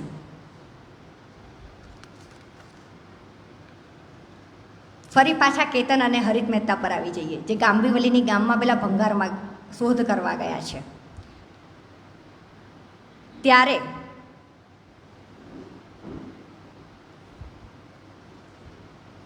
એમને એક મંદિરના પૂજારી, પેલા મહાદેવના મંદિરના પૂજારી હતા અને આ લક્ષ્મીજીનું મંદિર હતું એના પૂજારી હતા, જેનું નામ હતું દુર્ગા પ્રસાદ. એની મદદ એ લેવા જશે અને એને કહેશે કે જુઓ, સમય બહુ વીતતો જાય છે, અમે કોઈ એવા વ્યક્તિને શોધી નથી શકતા કે જે અમને મદદ કરે આ બાબતે, એટલે અમે તમારી પાસે આવ્યા છે. બદ્રી ભગતની તો હાલત જ ખરાબ છે, એટલે એની પાસે તો જવાનું શક્ય જ નથી, એટલે અમે તમારી પાસે આવ્યા છે, તમે અમને મદદ કરો. એવું હરિત મહેતા અને કેતન મંદિરમાં જઈને દુર્ગા પ્રસાદને વિનવે છે. તો કે પહેલાં તો એ માનતા જ નથી, એને શક્ય લાગતું જ નથી, પરંતુ ખૂબ પ્રયત્ન કરવાથી એ માની જાય છે અને કહે છે સારું ચલો, હું પણ તમારી સાથે પેલા વિમાનના ભંગારમાં આવું છું. કેતનને કહે છે તું અંદર દાખલ થજે અને બરાબર જે જગ્યાએ બેઠો હોય ત્યાં બેસજે ને યાદ કરવાનો પ્રયત્ન કરજે કે વિમાન ઉડ્યું કેવી રીતે, શું થયું ને કેવી રીતે અકસ્માત થયો. એટલે 3 જણા મંદિરની અંદર જાય છે. ત્યાર પછી એ મંદિરમાંથી નીકળીને જ્યારે વિમાનના ભંગારમાં, એટલે કેતનને એક જ પ્રશ્ન પેલા દુર્ગા પ્રસાદ કરે છે. શું? તો કે એના હાથમાં એક શ્રી યંત્ર આપી દે છે, તું આ પકડ કે. એટલે કેતને હાથમાં લીધું, દુર્ગા પ્રસાદે પાછું લઈ લીધું. એટલે કેતનને નથી સમજાતું આવું શું કામ. એટલે હરિત મહેતા એવું કહે છે કે ચેક કરે છે પહેલાં તને શ્રદ્ધા છે કે નહીં, એમ કે શ્રદ્ધા હોય તો કામ કરાય, શ્રદ્ધા વગર કામ કેવી રીતે કરાય, એ તારી કસોટી કરતા હતા. હવે આ વખતે એ લોકો વિમાનની અંદર જ્યારે જાય છે, એટલે પેલો કોન્સ્ટેબલ તો બદ્રી ભગતને દવાખાને લઈ ગયો છે, એટલે ત્યાં કોઈ ચોકી કરવાવાળું રહ્યું નથી, એટલે આરામથી એ લોકો મંદિરની અંદર ચડી જાય છે. મંદિરની અંદર જાય છે, વિમાનની અંદર ચડી જાય છે. એટલે વિમાનની અંદર જ્યારે જાય છે ત્યારે એક જોખમી પ્રયોગ છે. એવું કહે છે કે જો હું સાધારણ દેવી ભક્ત છું, હા તમે મને લઈને આવ્યા છો, પણ હરિત કહે છે કંઈ વાંધો નહીં. હરિત કહે છે દુર્ગા પ્રસાદને તમારે જે કંઈ ગોઠવવું હોય ગોઠવી દો, દીવા કરવા હોય, શ્રી યંત્ર મૂકવું હોય, ચરણામૃત માતાજીનું લાવ્યા જે છાંટવું હોય તો છાંટો. અને કેતનને કહે છે તું તારી જગ્યાએ જઈને બેસી જા, જ્યાં તારી જગ્યા હતી કો પાયલોટ તરીકેની. હરિત ત્યાં બેસી જાય છે અને આ બાજુ દુર્ગા પ્રસાદ સકરાદયની સ્તુતિ ચાલુ કરી દે છે. હજી તો કેતન કંઈ કહેવા જાય ને એટલી જ વારમાં હરિના શરીર ઉપર પ્રેતાત્માઓ કબજો કરી લે છે. અને ત્યાર પછી થોડી ફાઇટ કહીએ કે થોડી લડાઈ કહીએ કે એ કેતન જોડે અને દુર્ગા પ્રસાદ જોડે હરિત મહેતા, આ પ્રેતાત્માઓ હરિત મહેતાને માધ્યમ બનાવીને એની સાથે, કેમ તો કે સક્સેસ જવા દેવા માંગતા નથી. કોણ? દુષ્ટ આત્માઓ. અને બીજા કેટલાક આત્માઓ એવા પણ છે કે જે ઈચ્છે છે કે પોતાને ન્યાય મળે. એટલે દુર્ગા પ્રસાદ આ બધું જ્યારે જોવે છે ને ત્યારે એવું કહે છે હો જગત જનની અમારું રક્ષણ કરો. ચરણામૃત લેવા જેવા જાય છે ને એટલે એ બરણી દૂર ફેંકાઈ જાય છે, દીવા બધા પાછા ઓલવાઈ જાય છે. એટલે પિશાચ કહે છે તું એમ માને છે કે આ ગંધાતા પાણીથી અમે ડરી જઈશું? પૂજારી અને પિશાચ વચ્ચે પણ થોડી ધસામણ થાય છે અને પછી બધું શાંત થઈ જાય છે. હવે કેતનને પૂજારીને સ્તુતિના માત્ર શબ્દો જ સંભળાય છે. પોતે કોઈ અનંત અંધકારપૂર્ણ ગર્તમાં ધકેલાઈ રહ્યો છે અને અહીં કેતનને બધું જ દેખાઈ રહ્યું છે. એ જાણે એ વિમાન એણે જોયું, પેલી નાની 5-7 વર્ષની અંદર બેઠેલી બાળકીઓ બધા પેસેન્જર એને ધીમે ધીમે દેખાવા માંડે છે. હરિતના શરીર ઉપર પ્રેતાત્માઓએ જે કબજો કર્યો છે એમાં મેં તમને કીધું એમ પાછા 2 પ્રકારના જ હતા. એક ન્યાય માંગે એવા અને બીજા એની વિરુદ્ધના. એટલી જ વારમાં કેતનને એક જાણીતો અવાજ સંભળાય છે અને આ અવાજ હતો કેપ્ટન મિસ્ત્રીનો, જે કેતનને કહે છે, અમને મદદ કર, પેલાને શોધી કાઢ અને અમારો ઉદ્ધાર કર. કેતન બોલ્યો, પણ કોને શોધું? બીજો અવાજ આવ્યો, અકાળે સર્વનાશ કરનારને શોધ કેતન, અમે તને રસ્તો બતાવીશું. ચીસો, આક્રંદો, પ્રાર્થનાઓ, બૂમોથી હવાનો અણુએ અણુ પ્રકંપિત બની ઉઠ્યો છે. દુર્ગા પ્રસાદ નીરવપણે આ બધી જ ઘટનાઓ નિહાળી રહ્યા છે. હવે હરિત અને કેતન વચ્ચે પણ જંગ ફેલાઈ, પરંતુ દુર્ગા પ્રસાદ એ સમય રહેતા જ પેલી ચરણામૃતવાળી બરણી મળી જાય છે, એ જગ્યાએ છાંટી દે છે અને બધી પ્રેતાત્માઓ ત્યાંથી નીકળી જાય છે. હવે આટલી ઘટના બનીને એટલે કેતનના માનસપટ પર જે અંધકાર ફેલાયો હતો ને એ બધો અંધકાર દૂર થઈ જાય છે. આખું ચિત્ર કેતનને હવે મગજમાં સ્પષ્ટ થઈ ગયું કે ખરેખર ઘટના શું બની હતી. આખી ઘટના કેતનના સમક્ષ તાજી થઈ ગઈ. કેપ્ટન મિસ્ત્રીનો અવાજ એને સંભળાય છે અને કેતનને કહે છે, વિમાન ઉપડવાનો સમય થઈ ગયો છે, વિલંબ થાય એ આપણને પોસાય એવું નથી. એટલે બંને જણા એકબીજા સાથે વાતો કરે છે ને વિમાન ટેક ઓફ થાય છે. જ્યારે વિમાન ટેક ઓફ થાય છે અને બંને જણા બધાને એવી સૂચના, આપણને ખબર છે કે સૂચના મળી જતી હોય કે હવે બધા રિલેક્સ થઈ જાઓ અને સીટ બેલ્ટ છોડી દો. એ સૂચના અપાઈ જાય ને એટલે ફટાફટ ત્યાંની એર હોસ્ટેસ, એરોપ્લેનની જે એર હોસ્ટેસ હતી ને કેટી, એ ભાગતી ભાગતી કોકપીટમાં આવે અને કેપ્ટનને કહે છે, કેપ્ટન કેપ્ટન. એટલે કેપ્ટન કહે છે, કેમ આટલી બધી ડરેલી છે? એટલે એના ચહેરા પર એક ચિંતા હતી. ફર્સ્ટ ક્લાસના એક પેસેન્જરની બેગમાં બોમ્બ જેવું લાગે છે અને એમાં એક ઘડિયાળ પણ છે. કેપ્ટને કહ્યું, પેસેન્જરને ખબર છે? કેટી કહે, હા, ફર્સ્ટ ક્લાસમાં તો સૌને ખબર છે.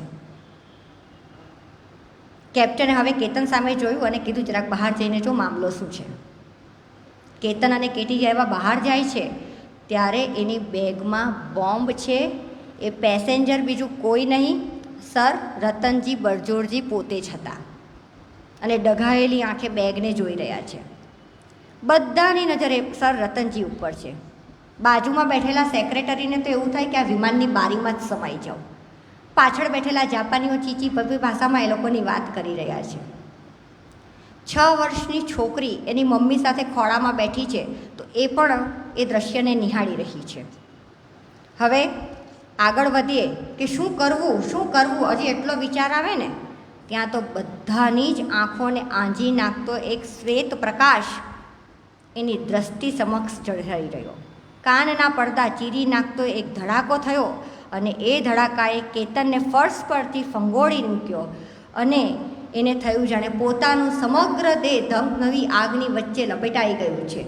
પરંતુ નવાઈની વાત તો એ હતી કે કશી જ ઈજાનો અનુભવ ન થતાં માત્ર સમગ્ર શરીર જાણે તેનું બહેરું બની ગયું છે.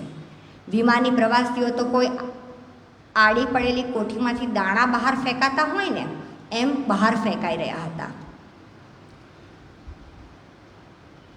હવે આટલું એણે જોયું ને આ બધું એને યાદ આવી ગયું. કોને? કેતનને. એટલે દુર્ગા પ્રસાદ એને પાછા ઢંઢોળીને ઉઠાડે છે. કેતનભાઈ ઉઠો, તમને કંઈ થયું નથી ને? ચિંતાતુર દુર્ગા પ્રસાદનો ચહેરો છે. એટલે કેતન ઊભો થાય છે. ઊભો થઈને પંડિતજી મને બધું ખ્યાલ આવી ગયો છે, શું ઘટના બની હતી, પણ પહેલાં તમે મને એ કહો કે હરિતભાઈ ક્યાં છે? એટલે બાજુમાં બેઠેલા હરિતભાઈ કે હું અહીંયા જ છું. તમે કેમ છો? એટલે હરિતભાઈ કે હું સારો છું, મારી ચિંતા ના કરીશ તું. પછી કેતન વાત કરે છે આખી ઘટનાની. એટલે હરિત મહેતા શું કહે છે ખબર છે? મને ખબર છે આ બધી ઘટનાની, હું આ ઘટના વિશે જાણું છું, મને ખબર છે. એટલે કેતન એવું કહે છે, જો તમને ખબર હતી તો આટલી યાતનાઓ વેઠવાનું કારણ શું? આટલી બધી યાતનાઓ અમારી જોડે શું કામ વેઠવડાવી? એટલે હરિતે જવાબ આપ્યો એ હું તને પછી કહીશ, પણ ચાલ આપણે જલ્દી અહીંથી નીકળીએ. કેમ? તો કે મને એ વ્યક્તિની ખબર પડી ગઈ છે. કઈ વ્યક્તિની? જેણે વિમાનમાં બોમ્બ મુકાવડાવ્યો છે. કોઈક અજાણ્યા અવાજે આવીને મને કહ્યું શું થયું, કોણે કર્યું, અને એ માણસને આપણે આજે જ રાતે પકડી લેવાનો છે. નહીં તો ગામ્બીવલીની અંદર અનેક ઘટનાઓ બનતી રહેશે અને નિર્દોષ માણસો જે છે એ ક્યાં તો આત્મહત્યા કરશે, ક્યાં તો પાગલ બની જશે, ક્યાં તો બેભાન બની જશે. કે તને ફરી પાછું પૂછ્યું, આ અવાજ કોનો હતો? કોણે તમને વાત કરી? હરિત કહે, મેં એને ઓળખ્યો નહીં. અવાજ થોડો અસ્પષ્ટ હતો પણ કોઈ મદદગારનો જ હતો. હું તને બોમ્બ મૂકનાર સુધી લઈ જઈ શકું એમ છું.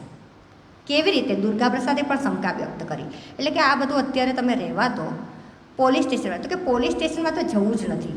પોલીસ સ્ટેશનમાં જવા જેટલો મારી પાસે સમય નથી. કેતનના મગજમાં પણ બધા વિચારોની ગોળદોડ ચાલતી રહી.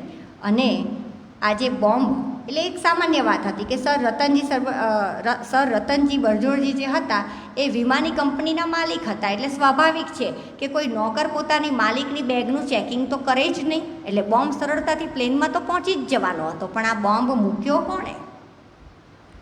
અને એવું કશી કોઈ ક્ષણ જ ન આવી કે વિમાનમાં બેસતા સુધી સર રતનજીએ પોતે પણ બેગ ખોલીને જોયું હોય એકવાર? બેગ ખોલવાની એવી કોઈ ક્ષણ જ ન આવી, એવી કોઈ ઘટના જ ન બની.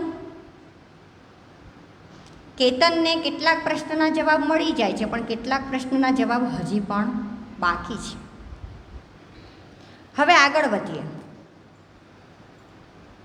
દુર્ગાપ્રસાદ મંદિર જતા રહે છે અને કેતન અને હરિત મુંબઈના મલબાર હિલમાં શાંત વિસ્તારમાં આવી પહોંચે છે.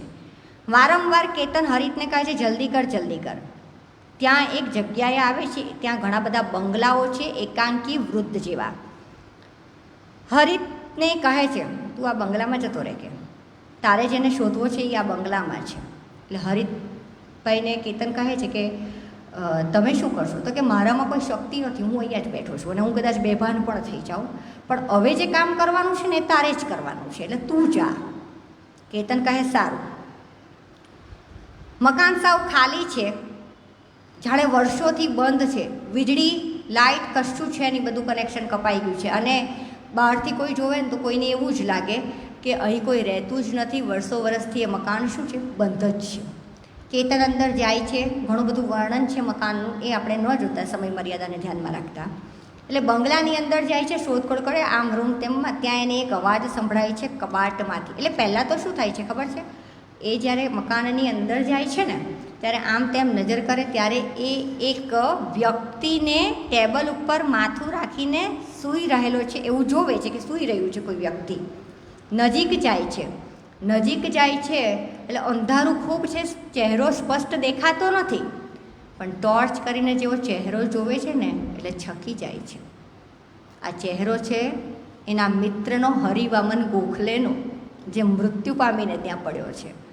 એટલે હવે ખ્યાલ આવ્યો, આપણે ફરી પાછા ત્યાં જ આવ્યા, પેલા વૃદ્ધના ઘરમાં આવ્યા, જેણે કીધું હતું કે મેં એ દુષ્ટને અને 350 માણસોને ઉડાડી મૂક્યા છે. આ એ જ વૃદ્ધ છે જેણે હરિને મારી નાખ્યો છે. અને એ જ બંગલામાં હરિત મહેતા કેતનને લઈને આવે છે. કેતનને પછી સમજાઈ જાય છે કે કદાચ હરિને આ વાતનો ખ્યાલ આવી ગયો હશે, પણ એણે મને તો કહેવું જોઈતું હતું. શા માટે એ અહીંયા એકલો આવ્યો તો મોતને ભેટ્યો.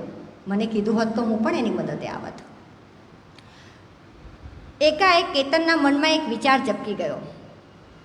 હરિત મહેતાને ઘર તરફ પ્રેરનાર પેલો અજાણ્યો માણસ, અજાણ્યો અવાજ, એ કોણ હતું? એ આ હરિનો જ અવાજ હતો. હરિત મહેતાની આત્મા જ બોલાવી રહી હતી. અને એણે જ કીધું હતું, હરિવામન ગોખલેની આત્મા જ બોલાવી રહી હતી. અને એ જ હરિત મહેતાને કહેતા હતા કે તું કેતનને લઈને અહીં આવ, પેલો દુષ્ટ અહીંયા છુપાયેલો છે. હવે એ જે વૃદ્ધ વ્યક્તિ છે ને એને ક્યારેક પેરાલિસિસનો એટેક પણ આવી જાય છે. એટલે હાથ ને પગ ને એવું જકડાઈ જાય ને, એટલે એ અત્યારે શું કરે છે, એને ખબર છે કે કોઈકને કોઈક હરી આ મરી ગયો, પણ હજી કોઈક તો આવશે જ તે. પેલા દુષ્ટ આત્માઓ કોઈને તો મોકલશે જ, એટલે પોતે કબાટની અંદર સંતાઈ જાય છે ને એક હાથમાં બંદૂક રાખે છે કે જેવું કોઈ વ્યક્તિ આવે ને એટલે સીધું ગોળી મારીને ઉડાડી દઉં કે. હરીને પણ એમ થાય કે આની અંદર કોઈ છે એ જ વ્યક્તિ છે, એટલે રખે ને બારણું બંધ કરતો, ભલે ગુંગળાઈને મરી જતો કે, પણ કે ના ના એવું નથી કરવું, મારે જોવું છે કે કોણ છે ને શા માટે, મારે મારા પ્રશ્નના જવાબ જોઈએ છે. અને સૌથી મોટો પ્રશ્ન તો એ કે હું કેવી રીતે બચી ગયો. સૌથી મોટો પ્રશ્ન તો એ જ કે હું કેવી રીતે બચી ગયો. દરવાજો ખોલે છે અને પેલો વૃદ્ધ બહાર નીકળે છે. એ વૃદ્ધનું નામ છે ફિરોઝ, પારસી છે. પછી એ કેતનને મારવા માટે બંદૂક તાણે, એટલે કેતનને ખબર પડી જાય કે હવે તો મૃત્યુ નજીક છે, પ્રશ્નનો જવાબ લીધા વગર છૂટકો નથી, આને થોડો વાતમાં પકડી રાખું ને તો મને મારા પ્રશ્નના જવાબ મળી જાય ને હું દરવાજાની બહાર ગમે એમ કરીને નીકળી જાઉં. એટલે રિવર્સ ફોર્મમાં કેતન ડગલા માંડતો પાછળ જાય અને પ્રશ્ન પૂછતો જાય. એટલે પેલો કહે છે કે તમે કોણ? મને ખબર છે તું કેતન છે એમ કે. પેલો વૃદ્ધને ખબર છે કે આ કેતન છે. પછી કહે તો કે તમે, તો કે મેં જ આ બધું કર્યું છે. બહુ ગર્વથી બોલે છે કે મેં જ આ બધું કર્યું છે. એટલે કેતન કહે છે કે શા માટે? તો કે તને ખબર નથી મારી સાથે શું થયું. હું આ એરલાઇન્સનો મેઇન માલિક હું હતો, આની સ્થાપના મેં કરેલી, આની પાછળ મહેનત મેં કરેલી.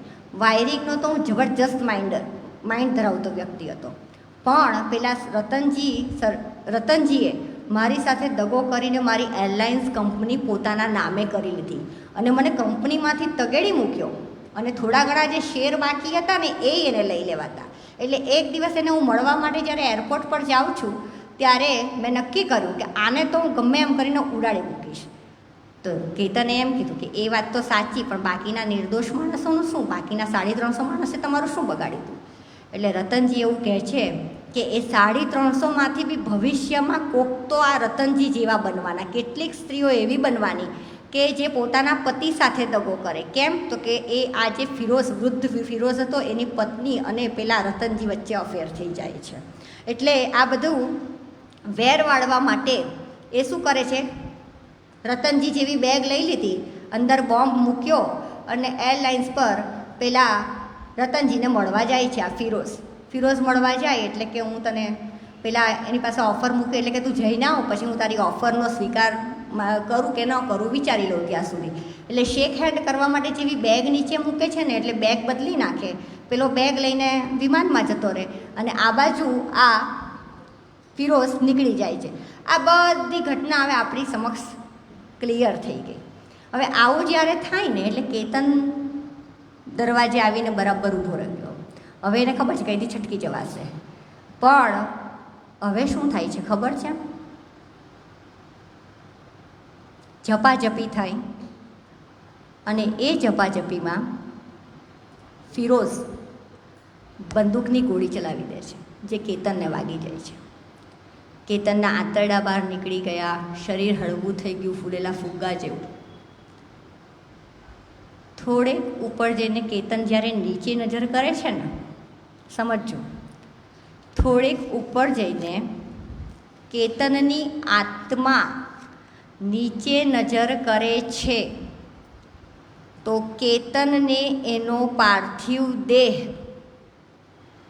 બળી ગયેલો, ટુકડા થયેલો અને પેલા વિમાની અકસ્માતથી જે બળી રહેલા માનવદેહની વાસ આવતી હતી ને એ વાસ આવવા માંડે છે. ત્યારે એને સમજાય છે કે વિમાની અકસ્માતમાંથી તો હું પણ નથી બચ્યો, હું પણ આ જ વિમાન અકસ્માતમાં મૃત્યુ પામ્યો છું. અને જે દેહ ઉપર આકાશમાં છે ને દીપ સ્વરૂપે, એ કેતનની આત્મા છે, જેને પેલી બધી 350 પ્રેતાત્માઓએ સદેહ રૂપે પૃથ્વી પર પાછો મોકલ્યો છે, એ બધાને ન્યાય અપાવવા માટે. અને પછી પોતાનું નવીન સ્વરૂપ એને એટલું બધું સારું લાગી રહ્યું. એ સ્વરૂપ એનું તેજસ્વી હતું, નાનકડી દીપ શિખા જેવું અને એની આસપાસ અન્ય અનેક એવી નાની દીપશિખાઓ ઝળહળી ફેલાઈ. એ બધાને જ ઓળખતો હતો. એમાં પેલી 6 વર્ષની છોકરી પણ હતી, કેપ્ટન રુસ્તમ ઝાલા મિસ્ત્રી પણ હતો, એની પ્રિયસી કેટી પણ હતી, એર હોસ્ટેસો અને અનેક વિમાન પ્રવાસીઓ હતા. એ સૌને પૃથ્વી સાથે બાંધી રાખતું બંધન હવે તૂટી ગયું. સૌ આત્માઓ એકી સાથે ઉર્ધ્વ ઉડ્ડયન કરી રહ્યા હતા. અને અહીંયા આપણા શ્વેત રાતના શ્યામ પડછાયા, સમજી ગયા ને તમે બધા? એ શ્વેત રાત વિમન અકસ્માતની અને આ શ્યામ પડછાયા આ પ્રેતાત્માઓ પોતાને ન્યાય મેળવવા માટેની જે લડત આપે છે, એની વાત આશા રાખું કે આપ સૌને ગમી હોય. અને આના થકી એક સંદેશ હું ચોક્કસ કહીશ, હું ચોક્કસ એવું કહીશ કે આ કોઈ નેગેટિવ સંદેશ નથી, પણ ઈશ્વર પ્રત્યેની શ્રદ્ધા જે છે ને એમાં ચોક્કસપણે વધારો થાય. તમે જોયું, ન્યાય મેળવવા માટે બી શક્તિ ઉપાસકની જરૂર પડી. હરિત મહેતા પોતે શક્તિ ઉપાસક હતો. એટલે ઈશ્વરથી શ્રેષ્ઠ તો બીજું કોઈ છે જ નહીં. અને ઈશ્વરની શક્તિ આગળ બીજું કંઈ ચાલે પણ નહીં. એટલે એવી કોઈ અંધશ્રદ્ધામાં કે પછી આ તો એક અને અંદર ચોખવટ પણ કરેલી છે બુકની અંદર કે નબળા મનના વ્યક્તિઓને આવો ભાસ થાય છે. આપણને કેમ નથી થતો? હું તો ક્યારેય આવું ન માનું. અને કદાચ એ કહેવું મારું અતિશયોક્તિવાળું લાગે, પણ સાયન્સ, આપણું વિજ્ઞાન જે છે ને એ પણ આ ઈશ્વરીય શક્તિ સાથે જ સંકળાય છે. વિજ્ઞાનીય શોધ થઈ, એક જ ઉદાહરણ ટૂંકમાં પૂરું કરું. વિજ્ઞાનની જેટલી પણ શોધ થઈ કે આ રોબર્ટ્સ ભાઈઓએ આ વિમાનની બધી શોધ કરી, પાંખો બનાવી, પણ તમે પણ કદાચ એગ્રી થશો, ઈશ્વરે જે મનુષ્ય બનાવ્યો, મનુષ્યને મગજ આપ્યું, બધી વાત સાચી. અને આ જે વિમાનની શોધ થઈ, એ વિમાનની શોધનો વિચાર ક્યાંથી આવ્યો? પક્ષીને ઉડતા જોયા ને 2 પાંખ ફેલાવીને, એટલે ખબર પડી કે વિમાનને પણ 2 પાંખિયા બનાવવા જોઈએ અને મનુષ્ય આવી રીતે ઉડીને એક દેશમાંથી બીજા દેશમાં. એટલે એ જે પક્ષીઓ પણ બનાવનાર વ્યક્તિ છે ને ઈશ્વર જ છે. બીજું કદાચ તમે માનો, પણ હું તો માનું જ છું કે મનુષ્ય હોય, પ્રાણી હોય, પક્ષી હોય, જીવજંતુ હોય, કોઈ પણ હોય, તમે ક્યારેય એક વાતની નોંધ લીધી કે કાપો ને અને જે લોહી નીકળે ને એ લાલ રંગનું જ નીકળે. કેમ? એ લાલ રંગનું લોહી બનાવનાર પણ ઈશ્વર જ છે. એટલે બધામાં એક સરખું જ લોહી પ્રવાહ મૂક્યો છે. આપણે તો બનાવી શકવાના નથી ને. એટલે હું વ્યક્તિગત રીતે ચોક્કસપણે ઈશ્વરનો ખરેખર દિલથી આભાર માનું છું કે આ પૃથ્વી ઉપર એણે ખરેખર સરસ મનુષ્ય બનાવ્યા છે. અને આપણે હંમેશા ઈશ્વરીય શક્તિની મદદથી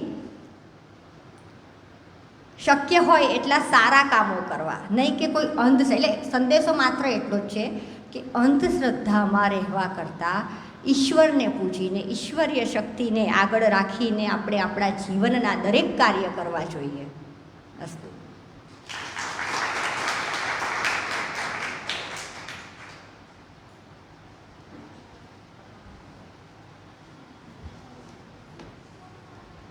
હોલિવૂડની મૂવી, હા, આપણે ત્યાં આવી કથાઓ ગુજરાતીમાં ઓછી લખાયેલી છે. એટલે જીમે મને એક ફોટો મોકલેલો કે આ લેખકના શબ્દો, કે આ પુસ્તક સજેસ્ટ કર્યું હતું શ્રેયાંશભાઈ શાહ, ગુજરાત સમાચારના તંત્રીએ લેખકને આપેલું, અને તે હતું જેમ્સ હર્બર્ટનું કોઈક પુસ્તક. એટલે પરદેશમાં, પાશ્ચાત્યમાં તો આવી બહુ બધી કથાઓ લખાયેલી છે. આપણે ત્યાં ઓછી છે ને અહીંયા કદાચ પહેલી વાર બોલાયેલી છે. એટલે પેલું આમ ને જીવી બાજુ આમ એની આંખ મોટી મોટી કરીને આપણને વાત કરતી હતી, એટલે ઘૂસપંપ પણ આવ્યા થોડા, અને રસભંગ બિલકુલ જ નથી થયો. પણ એક ટીચર છે ને એ સામે જોયા કરતી હતી. એણે મને કહેલું કે કલાક હું લઈશ. એટલે સ્ક્રિપ્ટ બી બરાબર લખીને આવેલી, એટલે થોડું કટ બી કરતી હતી વચ્ચે વચ્ચે. એટલે 6:15 થી 7:15 બરાબર જ લીધો. એટલે મારે કહેવું ના પડ્યું કે બેન સમય, પણ એને બહુ જ આમ કલાકમાં બહુ સરસ ન્યાય આપ્યો છે. અને આવી કથા પહેલી વાર આવી છે. અને શ્રેયાંશભાઈએ જ્યારે આ પુસ્તક આપ્યું એટલે એમણે લખ્યું છે, લેખકે બહુ સ્પષ્ટ લખ્યું છે કે આ વાતોને નિતાંત સત્ય ન માનતા એક અખતરા તરીકે લેજો. એટલે વાર્તા તત્વ માટે જે હોય તે, પણ આ મૂવી જોતા હોય એવું ચોક્કસ લાગ્યું. અને આપણે પ્રશ્નો પૂછીએ તે પહેલાં એણે થોડું પાણી પહેલાં પાડ પર બાંધી દીધી છે કે હું માનતી નથી, અંધશ્રદ્ધા બધું કહી જ દીધું છે એણે. છતાં આપણી પાસે છે 12થી 15 મિનિટ, તો પ્રશ્નો પૂછો અને આવકાર્ય છે આપણે, કારણ કે પછી ધોળકા જશે તો એનો લાભ આપણને ન મળે. એટલે આપણને યશવંતભાઈ શું કહેવા માગતા હોય તે માટે બી પ્રશ્ન પૂછો. કોઈને બી પ્રશ્ન આવે તો પૂછો.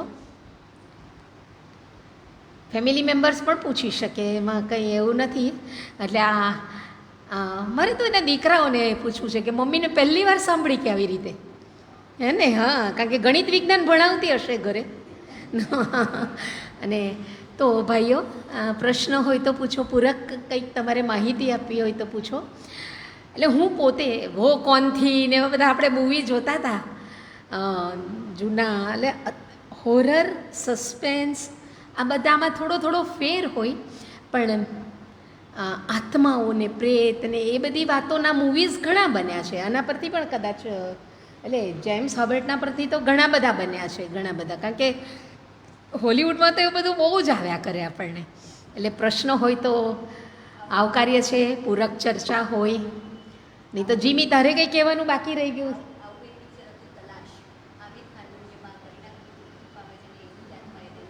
તલાશ મૂવી,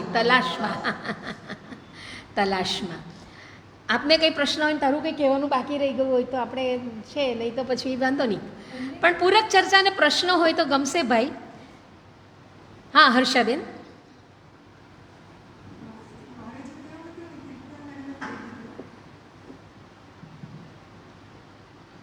મારે જે કહેવું હતું ને એ મેં કહી દીધું કે તમે છેક સુધી રસ જાળવી, અમારીમાં રસ જળવાય એ રીતે તમે બહુ સરસ રીતે આખું એક્સપ્લેન કર્યું.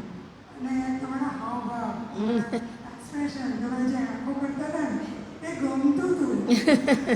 તમે એકદમ ગળાદુપ થઈને અમને પૂરી આપી લેવા કરતા કંઈ ખૂબ જ ગમ્યું મેં.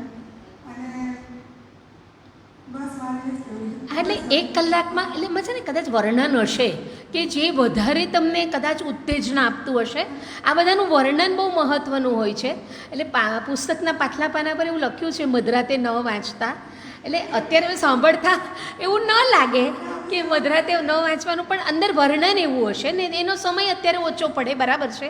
અને આવી એવા કથાઓનો પાત્રો વધારે હોય અને જે લંબાણ હોય ને તમને કંટાળો આવે. હા. આમાં છેક સુધી કંટાળો કંટાળો. જ જવાય. અને એનો એન્ડ બહુ સરસ રીતે કે એ વ્યક્તિ બી આ જ વસ્તુ કરવા આવેલી એમ. એટલે એક ડ્રામા પણ આના પરથી આમ સરસ બધા બન્યા છે, અને બહુ ચેલેન્જિંગ હોય છે આવું બધું મંચન કરવું, કે પણ પૂરેપૂરો ન્યાય આપ્યો. ને હાજી, બીજા કોઈને કંઈ? હા, દીપકભાઈ. નમસ્કાર જીમીબેન, સૌથી પહેલાં તો મારો પ્રશ્ન તો કંઈ નથી, માત્ર પ્રતિભાવ જ આપવો છે. પણ હું આનંદ વ્યક્ત કરું છું કે પિતાબેનના તમે વિદ્યાર્થીની છો, અને 22 વર્ષ પહેલાં જ્યારે વાર્તાલાપ, એ સમયે તો કોલેજના વિદ્યાર્થીઓ, બીએસસીમાં કોલેજના વિદ્યાર્થીઓ માટેનો આ વાર્તાલાપ હતો. તમે એના પહેલાં વખતા, અને મેં એ પહેલો વાર્તાલાપ સાંભળ્યો હોય કે પણ મને યાદ નથી તમે કયા પુસ્તક પર બોલેલા. પણ ખૂબ આનંદ થાય ત્યારે કે પિતાબેન કે આવા કોઈ યુવાન યુવા વાર્તાલાપમાં પણ બોલે, અને પછી આ રીતે સર્વજન વાર્તાલાપમાં પણ બોલવામાં આ માટે આવે. એટલે તમે તમારો પુસ્તક પ્રેમ જાળવી રાખ્યો છે, અને વક્તા તો તમે ખૂબ સારા છો. એટલે સૌથી પહેલાં તો તમને આજના વાર્તાલાપ માટે ખૂબ ખૂબ અભિનંદન અને ખૂબ ખૂબ ધન્યવાદ. અને બીજું ખાસ કે આ પ્રકારનું પુસ્તક આપણે ત્યાં પહેલી વાર આવ્યું છે આજે, પહેલી જ વખત બોલાય છે. એટલે આવું પુસ્તક પસંદ કરવા માટે પણ તમને અભિનંદન. અને તમે જે તમારી શૈલી છે પુસ્તક રજૂ કરવાની, એ ખરેખર અદ્ભુત. એટલે અમે તો સાંભળતા હતા, અને કીરાબેને મને 2 વખત જાણે આપણે ફિલ્મ જોતા હોય એવું જ લાગતું હતું અમને. એટલે ખૂબ સરસ પુસ્તક અને ખૂબ સરસ આપનું વક્તવ્ય. લાઇબ્રેરી સાથે જોડાયેલા રહેજો. એટલે શૈલી પણ હશે એવી યશવંતભાઈની, કારણ કે એકચ્યુઅલી યશવંતભાઈ બાળ સાહિત્યમાં એમનું બહુ ખેડાણ છે. બાળ સાહિત્યમાં આ એમ કે આસપાસમાં ધારાવાહિક રૂપે પણ આ નવલકથા પ્રગટ થઈ છે, પણ એમનું મુખ્ય વસ્તુ બાળ સાહિત્યમાં પણ એમને આવા અખતરા ગમે અને એમણે આપણને આ પુસ્તક આપ્યું છે એટલે આનંદ પણ થયો. આવી નવલકથાઓમાં પ્રશ્ન કરતા એટલે હોય તો બી નીરાબેન છે કંઈ પ્રશ્ન? ઓકે ઓકે, હાજી આવો સાહેબ. Thank you madam. આજનો સબ્જેક્ટ હતો ને એ ખરેખર સબ્જેક્ટ મેં વોટ્સઅપ પર જોઈને જ એ શું હશે એમ કરીને મેં આવ્યો. એ સબ્જેક્ટ થોડોક આપ નોર્મલ કરતાં જરાક જુદો છે. હવે મારા મનમાં જે પ્રશ્ન થાય છે એ આપણે રજૂ કરું છું કે આ નવલકથામાં જે લેખકે આ બધા પાત્રો તો ઠીક છે, પણ એ બધી ઇવેન્ટ્સ જે મૂકી છે તો એ ઇમેજિનેશન છે કે એકચ્યુઅલી જોયેલું છે કે એમને કોઈ પુસ્તકમાં વાંચીને નેરેટ કર્યું હશે, એ મને ખરેખર પ્રશ્ન થાય છે. અને પેટા પ્રશ્ન એક બીજો એવો છે કે બિલીવ ઓર નોટ બિલીવ, હું જેમાંથી પસાર થયો છું તેમાંથી કહું છું કે મેં આ વસ્તુનો અનુભવ કરેલો છે. એટલે એમાં કોઈ ચેલેન્જ નહીં કરી શકે, તો એટલા માટે હું પ્રશ્ન પૂછું છું કે લેખકે કોઈ આવું કંઈક અનુભવ છે, અનુભવથી મૂક્યો છે કે ઇમેજિનેશન મૂક્યો છે? ના એટલે તમારો પ્રશ્ન બહુ જ સરસ છે, બહુ સરસ છે તમારો પ્રશ્ન. પણ મેડમે કીધું એમ, મને આ બુકના પહેલા પેજ પર પણ લખેલું છે કે આ ગુજરાત સમાચારના મેનેજિંગ તંત્રી શ્રેયંસભાઈ શાહે એક અંગ્રેજી પુસ્તકમાંથી, એટલે કે પશ્ચિમના જે પ્રેત કથાઓની વાર્તાઓ પશ્ચિમના દેશોમાં વધારે ચાલતી હોય, આપણા ગુજરાતી નવલકથાઓમાં બહુ ઓછું જોવા મળે, એટલે એમાંથી અંગ્રેજીનું ટ્રાન્સલેશન કરીને ગુજરાતીમાં એક નવો પ્રયોગ સ્વરૂપે યશવંત શાહે અહીંયા નવલકથાને રજૂ કરી છે. એક નવો જ પ્રયોગ છે યશવંત મહેતાએ. એટલે એવું લખ્યું પણ છે ચોખ્ખું કે આ કથાને નિતાંત સત્ય ન માની લેતા એક સાહિત્ય પ્રકારના અખતરા તરીકે જ એનો રસ માણવા વાચકોને વિનંતી કરી. ઇમેજિનેશન જ છે. અને બીજું માનવું કે ન માનવું, એટલે હું ચોક્કસપણે હું ચોકે કહેવા જવાની જ હતી કે બીજા કોઈ માટે નહીં, પણ હું મારું વ્યક્તિગત મને જેટલી ઉંમર થઈ છે ને મેં જેટલું અનુભવ્યું છે ને એના આધારે હું કહીશ કે સિક્કાની બે બાજુ હોય. આપણું આખું જીવન જે છે ને એ માત્ર હા કે ના પર જ ચાલે. આપણી પાસે માત્ર જીવનમાં બે જ વિકલ્પો હોય. ગીતામાં, ભગવદ્ ગીતામાં શ્રી કૃષ્ણએ બી જ્યારે અર્જુનને આખી ગીતા સંભળાવીને ત્યારે ટૂંકમાં તમે આખી ગીતા સાંભળો ને તો એનો સાર એક જ નીકળે, કર્મ કરવું કે કંઈ ન કરવું. કંઈ ન કરવું એ બી કર્મ કર્યા બરાબર જ છે, એમાંથી ભાગી નથી શકવાના. એટલે ક્યાં તો હા ને ક્યાં તો ના. અને અમારા ગણિતની ભાષામાં એમ કહે ને, અમે પ્રોબેબિલિટી ભણાવીએ, સંભાવના, હા કે ના. અને એના જે જવાબ આવે ને 0 થી 1ની વચ્ચે જ આવે. પણ 0 અને 1ની વચ્ચે એટલી બધી અસંખ્ય સંખ્યાઓ છે કે જે કદાચ તમને પણ કદાચ ખબર નહીં હોય. કે તમે જોવા બેસો ને, ભણવા બેસો કે આપણે આપણા બાળકને ભણાવીએ ને ત્યારે ખબર પડે કે આટલી બધી સંખ્યાઓ. એટલે ફરી પાછી હું આવું કે આત્મા છે કે નથી? છે. નથી એવું નથી. આપણે પિંડદાન કરીએ છીએ, આત્મા 12મુમાં પિંડદાન કરીને બધું કરીએ છીએ. એટલે આત્મા તો છે જ, નથી એવું નથી, હું એવું નથી કહેતી.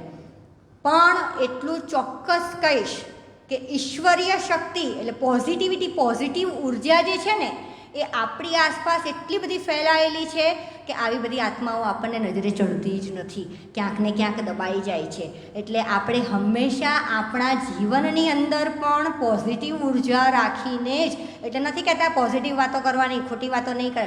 હું ચોક્કસપણે વિજ્ઞાનમાં પણ એવું આવે, પ્રકાશના પરાવર્તનના અને વક્રીભવનના નિયમો, સૂર્યના પ્રકાશનું કિરણ જેવું પૃથ્વી પર આવે ને એટલા જ એંગલથી રિફ્લેક્ટ થઈને પાછું જાય. અમે એવું ભણાવીએ, આપાત કોણ અને પરાવર્તન કોણ. એટલે તમે તમારા જીવનની અંદર જે વિચારો ને એ જ રિફ્લેક્ટ થઈને ઈશ્વર તમને પાછા મોકલે છે.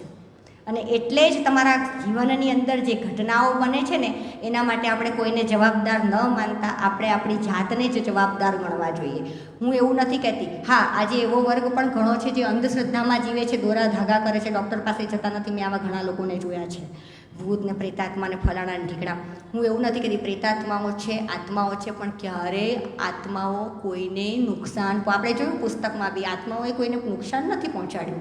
એને તો માત્ર ન્યાય જોતો હતો ને એટલે આ બધા ધડીકા લેતા હતા એ લોકો નવલકથા, કે અમને કોઈક ન્યાય અપાવે એટલા માટે. બાકી આપણે ક્યારેય એવું જોયું કે આપણા માતા પિતા હોય કે ઘરના સ્વજનો હોય કે વડીલો હોય આપણને ક્યારેય આવીને હેરાન કરતા હોય? હવે એ તો ગયા ઈશ્વરના ધામમાં, એ આપણને ક્યારેય નડવાના નથી. નડે છે માત્ર આપણે જ આપણી જાતને જ નડીએ છીએ. આપણો સ્વભાવ, આપણી માનતા, આપણા વ્યક્તિગત વિચારો જ આપણને નડે છે. બાકી જીવન એટલું સરસ ઈશ્વરે આપેલું છે. અને એક ટૂંકમાં જ પતાવી દઉં, કદાચ તમે બધા એમાં માની જ જશો. આપણે જે કોઈ પણ ક્રિયા કરીએ ને, એ ક્રિયાને પહેલાં આપણે મગજમાં વિચારીએ અને પછી એને અમલમાં મૂકીએ. હું એમ માનું કે મારા ઘરે જઈને અત્યારે મેડમ અહીંયા બેઠા બેઠા વિચારતા છે મારે હમણાં ઘરે જઈને રસોઈ બનાવવાની છે, એટલે વિચારી લીધું કે રસોઈ બનાવવાની છે અને ઘરે જઈને રસોઈ કરશે, એટલે પહેલાં વિચાર્યું ને પછી ક્રિયા થઈ. પણ રાતે સૂઈ જશે ને અને સવારે ઉઠશે ને ત્યારે પહેલી ક્રિયા થશે અને પછી વિચારવાનું શરૂ થશે. એ કઈ ક્રિયા? ઉઠીને આંખ ખોલવાની ક્રિયા. એ જગાડે છે કોણ? ઈશ્વર જ જગાડે છે. નહીં તો સૂતાના રહીએ આપણે. આશા રાખું કે થોડુંક તમને મારા જવાબથી સંતોષ થયો હોય. મારી ઉંમર ને મારા લેવલ પ્રમાણે મેં જવાબ આપવાનો 100% પ્રયત્ન કર્યો છે.